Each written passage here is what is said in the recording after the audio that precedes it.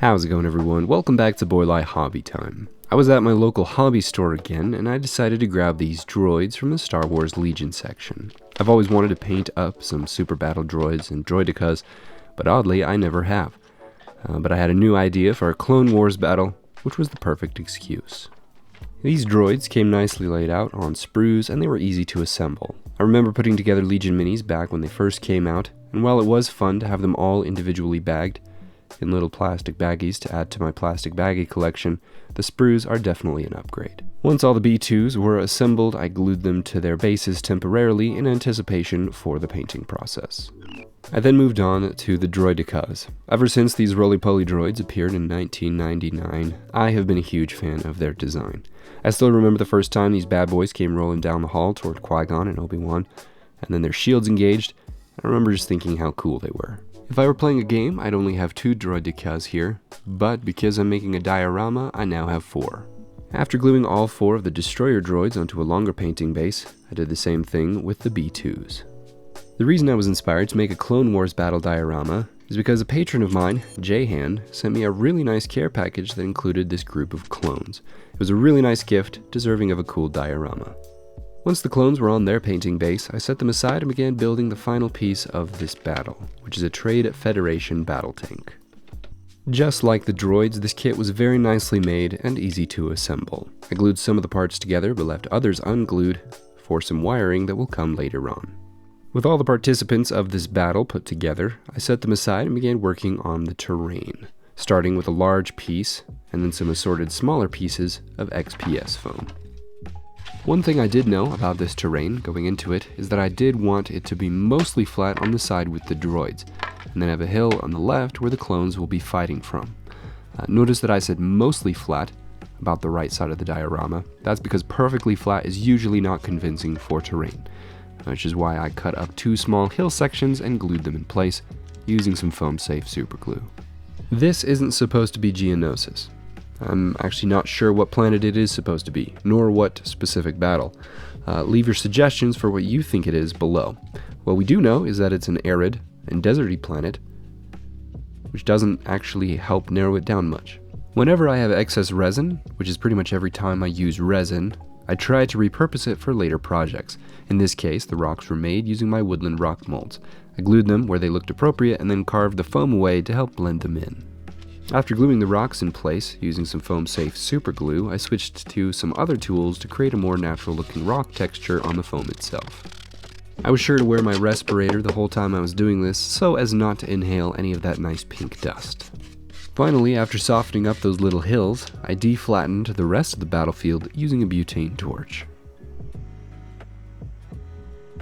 I set the base aside for a minute to clean my workstation and saved all the larger pieces of foam for later. I then brought back the base and began mixing up some Sculptamold. After the Sculptamold had been mixed up thoroughly with some water, I smeared and pasted it gently and carefully into the cracks and seams that I wanted to fill, while still trying to preserve the rock texture that I had created on the foam. Once the Sculptamold was on, I spritzed it with some isopropyl alcohol and smoothed it with my gloved hand. I sprinkled on some pebbles and some sand along the cliffside and in a few other places, and then I sealed all of the rocks and sand with some isopropyl alcohol and some scenic cement. When that had dried, I threw on some texture paint from Vallejo to help blend those middle sections of dirt in with the rest of the ground cover. I also used some Citadel crackle paint in the divots, and I set the base aside to dry. If you're wondering where this nice new mat came from, it's actually the back side of my nice old mat. I'll use this side for the painting. And while I paint these miniatures, I'd like to give a huge shout out to all of my patrons. I gave all the droids a prime in solid black, and for the B2s I followed the black with some gray blue and some light gray sprayed directly from above. Once the base color had been established, I painted on the little red dots into each of their shoulders, and then finally I brushed on some gunmetal to give them that slightly metallic sheen. The paint job was pretty simple and straightforward, but I'm really happy with how they look. For the droidicas, I started with a tan color and then switched to gray for all of the limbs and interior parts. For the shell, I gave them a dark brown followed by a deep red. Droids are seen with a few different color variations on their shells, and I went with the more reddish one. The clones got a base coat of black as well, but differently from the droids, I followed that up with a layer of pure white, sprayed directly from above, and a little more intense than a normal zenithal highlight, but I still did preserve as much black in those shaded areas as possible. I then switched to a brush and picked out all of the details like the weapons, the pauldrons, and the colors. After painting on all of the highlights using some gray and white for the armor, the clones were done and ready to be expendable. The last model to paint was the AAT. I took this one outside and I primed it with a shiny metallic silver, which is not typically the best choice for primer, but it will come back to help us later on.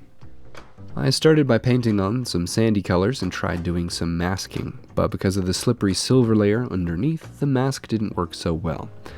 Which is why I decided to just be more careful with the airbrush. Once the tan color had been applied to the tank, I began adding evidence of smoke around the launch tubes and some panel liner to the panel lines. I started with the black panel liner, which was probably a little too heavy, so I switched to brown, which had a more subtle and natural appearance against the tan armor. I gave the tank a unifying spray of Seraphim Sepia, then switched to a brush and added water to reactivate the paint in a few areas.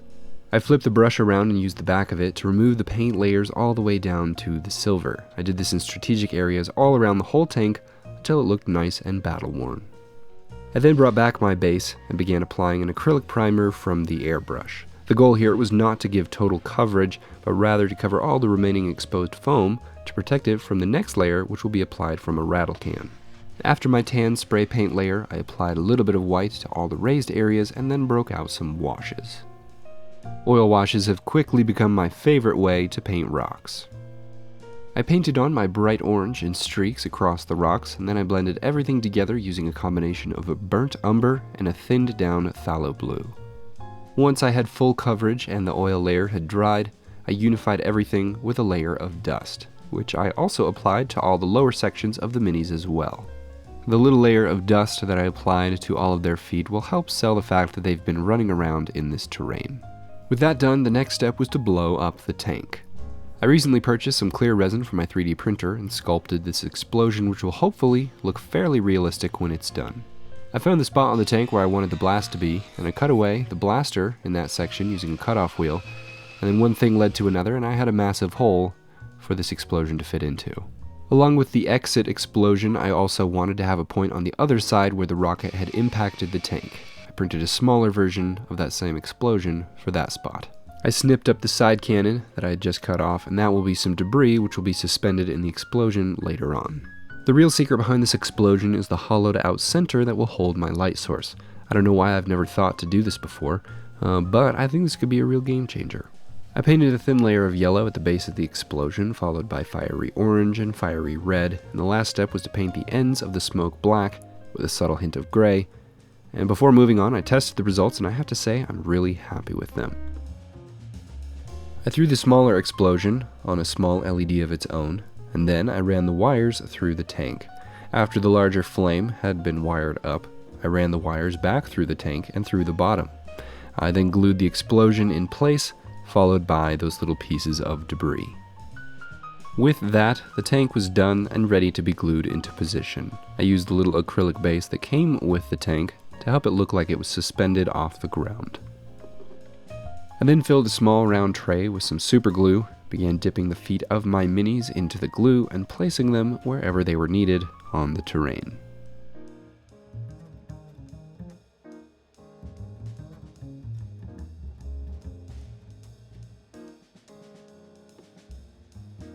Now that I'm looking at this as I am editing this video, I realize I probably should have put some kind of a smoke trail from the clone with the rocket launcher to the explosion. After the minis were in place, it was time to install the blaster bolts, mounting them on some nice thin brass rods. I carefully pressed the rods through the foam, then I cut them to length, and I soldered the filaments into their positions. The filaments will be getting their power from these rods as well. I then wired up all of the filaments in parallel to a battery pack, and the electronics were done. Off camera, I cut up some sheets of wooden veneer to clean up the sides, and I painted the wooden veneer with some black 4.0. Another thing I wanted to try using my nice new clear resin was the shields for the Droids, which I sculpted and printed as well. The resin is not as clear as some other options, but it has a cool quality of glowing bright blue when UV light is shined at it. My execution here isn't perfect, but I think after a little more testing, this method could be used in some really cool ways. Oh, and of course, after that, I called it good.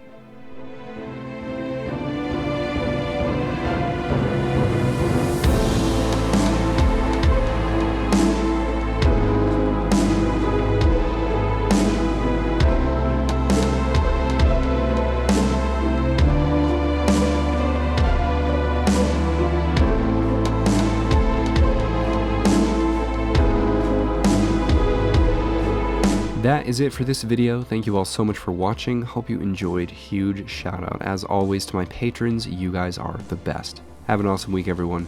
I'll see you next time.